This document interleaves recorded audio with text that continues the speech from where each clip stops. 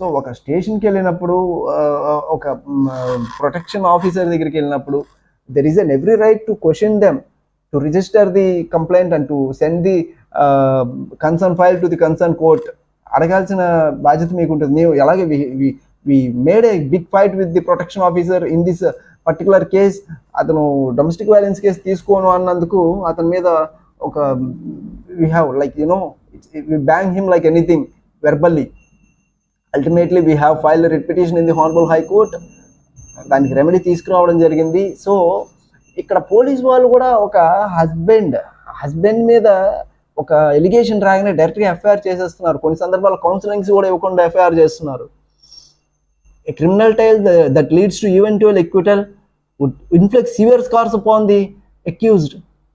తెలీదా వాళ్ళ జీవితాలు నాశనం అయిపోతాయి, వాళ్ళ ఫైనాన్షియల్ స్టేటస్, వాళ్ళ జాబ్, వాళ్ళ ఫ్యూచర్, వాళ్ళ career.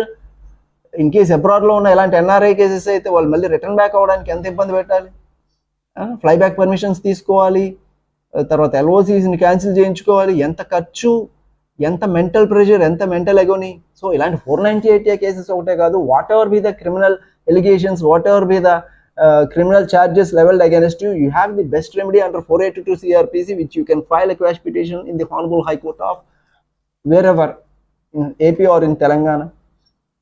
Many of the clients call చేస్తున్నారు, మీకు ఇలాంటి లీగల్ అడ్వైజెస్ కావాలి అంటే వాట్ ఆస్ ద కన్సల్టేషన్ అని. For they giving the advice we don't charge even a single rupee.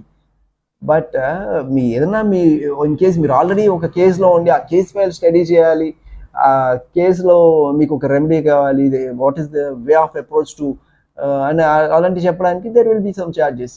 So this is what your practicing high court advocate.